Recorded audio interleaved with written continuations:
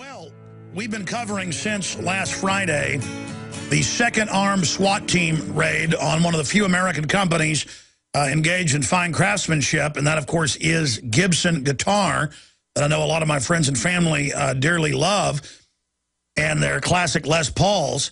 And they've been raided a few years ago, won't tell them why, been raided again.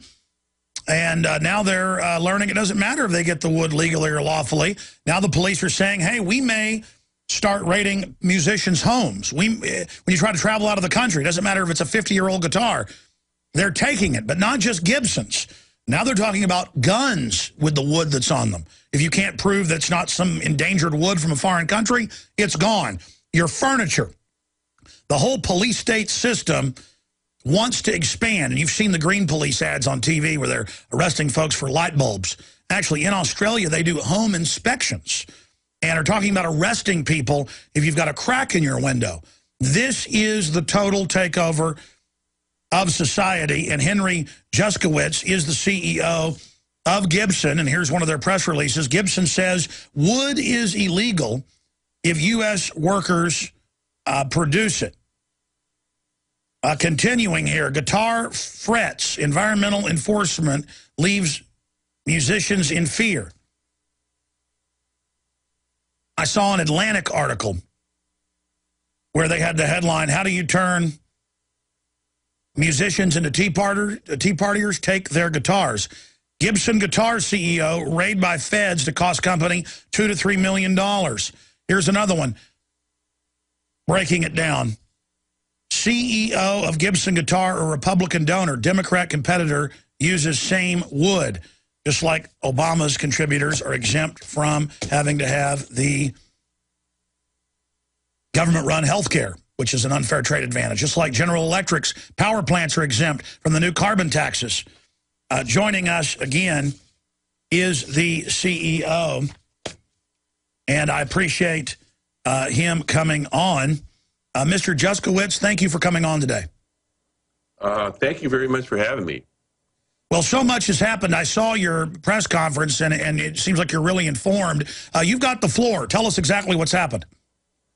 Well, it was a normal day, and, you know, it started normally. We were producing guitars, and, you know, very early in the morning, we had something like 20 to 30 armed SWAT-like agents descend on 3 of our manufacturing plants and our corporate headquarters. They evacuated all the employees, several hundred people, respectively, into parking lots and streets, shut down the manufacturing facilities, started pouring through them, confiscating raw materials in the manufacturing facilities, paperwork, started grabbing some hard drives, copying, imaging hard drives, and generally shutting down our business.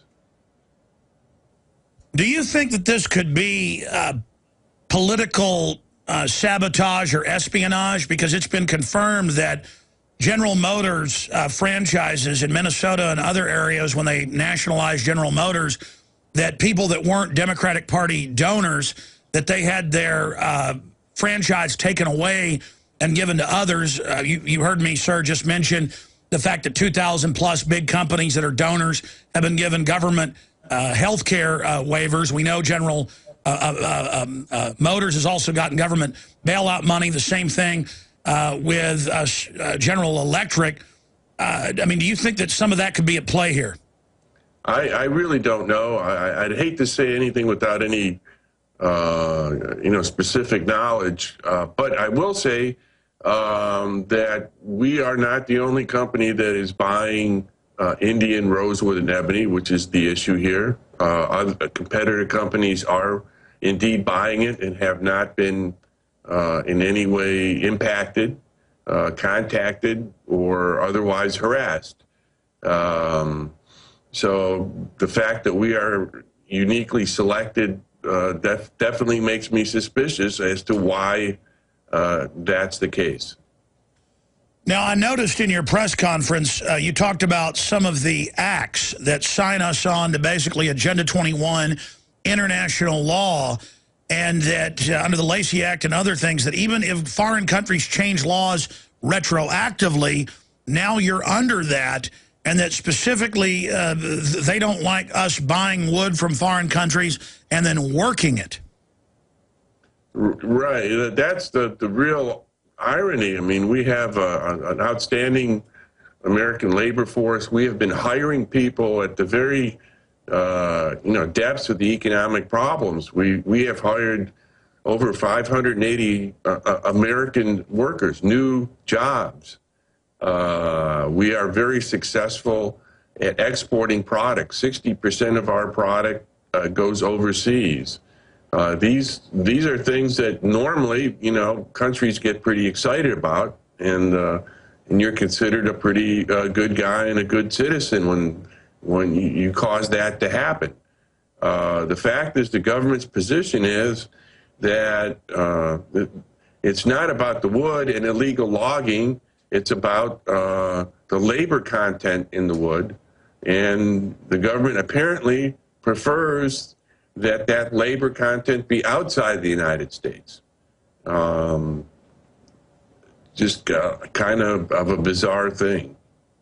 Again, we're talking to the CEO of Gibson Guitar. Sir, even Congressman Dennis Kucinich on CNN last night pointed out that the head of the President's Economic Council, the former head of General Electric, is actually getting incentives to move General Electric's X-ray division out of the U.S.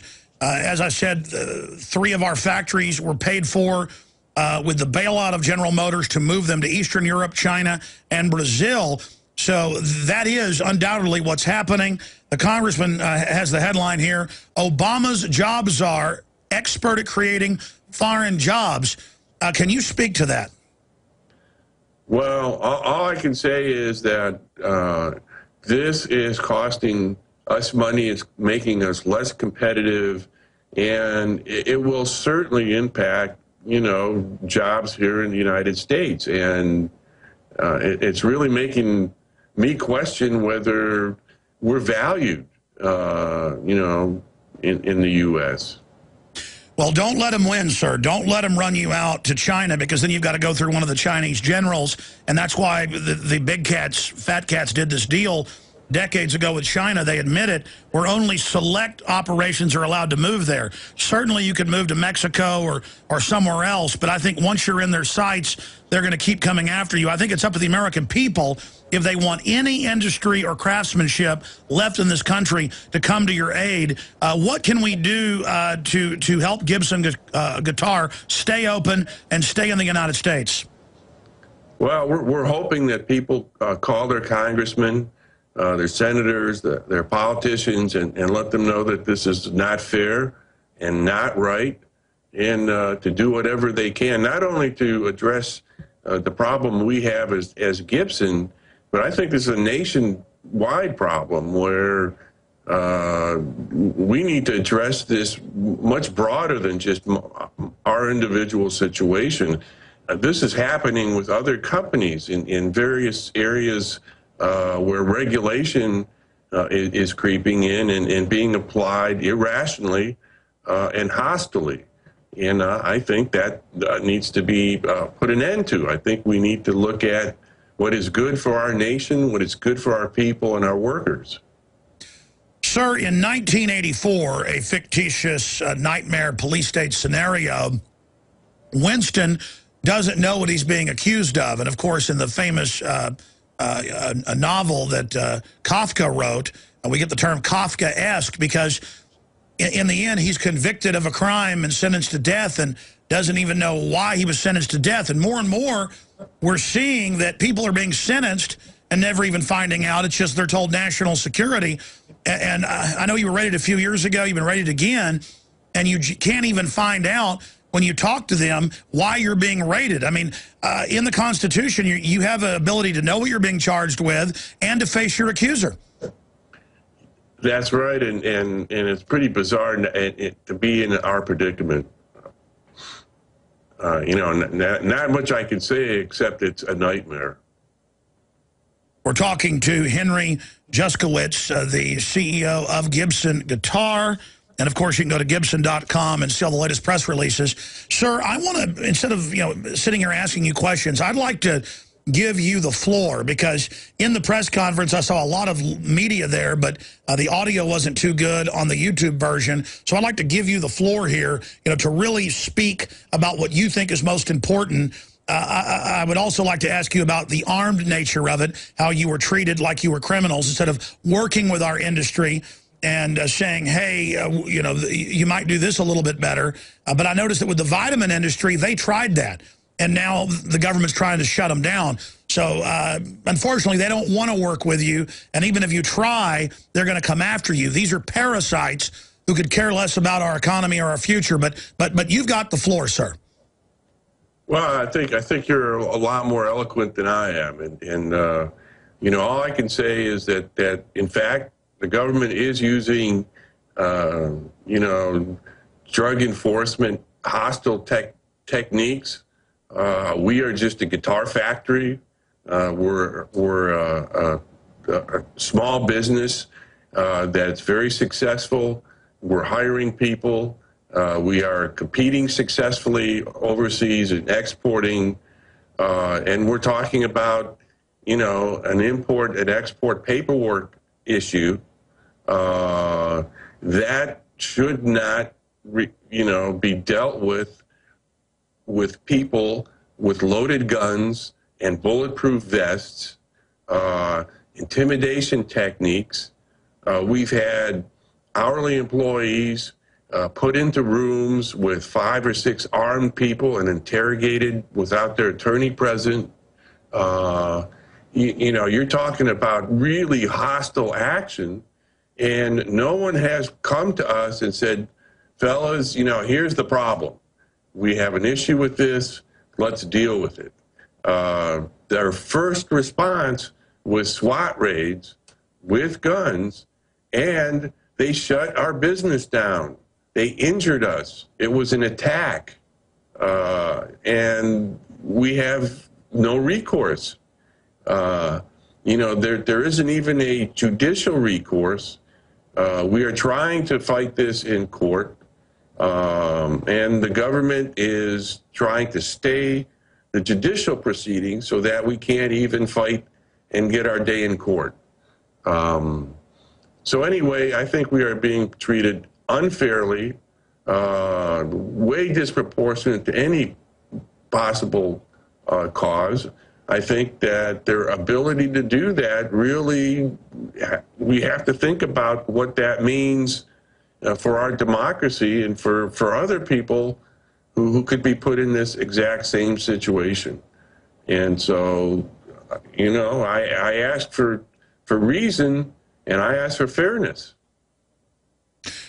Well, you're not going to get that from the federal Gestapo anymore. They admit they want a post-industrial United States. That's what the whole green tyranny, carbon tax is about. Only their friends are going to be able to operate now in America. Al Gore has said it. They've all stated it. And this is their program. This is the mafia takeover of America. We're talking to Henry Juszkiewicz, the CEO of Gibson Guitar, a growing American company, 60% foreign. I know Gibson gets more and more popular. They have an entertainment office here in Austin. They're bucking the trend with American craftsmanship, just like Harley Davidson and others. And the system does not like this, and they harass every major American company that is left that's not an insider. But, sir, you brought up something that's the heart of the matter. We've seen raids on dairy farms that sell raw milk to Whole Foods and people legally, and raw milk cheese. And they do the same thing. They show up and say, we're going to say all your cows have mad cow and kill all of them unless you sign a form admitting you did something illegal. They just make it up. Or they show up to Amish and literally put guns to their heads and scream and cuss and say, admit you're guilty. I mean, they're worse than Gestapo. I mean, the Gestapo were polite till they got you to a camp. The ATF had just resigned, caught shipping guns into Mexico, then blamed the Second Amendment here, caught perjuring himself. It turns out the White House ordered it. I think we've got to come to grips with these are really nasty people, or they're going to continue to have the moral high ground. But you mentioned that they got employees in there without their lawyers, and began these interrogations, that is unconstitutional. That is official oppression. That is illegal. And I hope that you look to get on the offensive with a civil suit against these people and that organizations come to your aid, sir.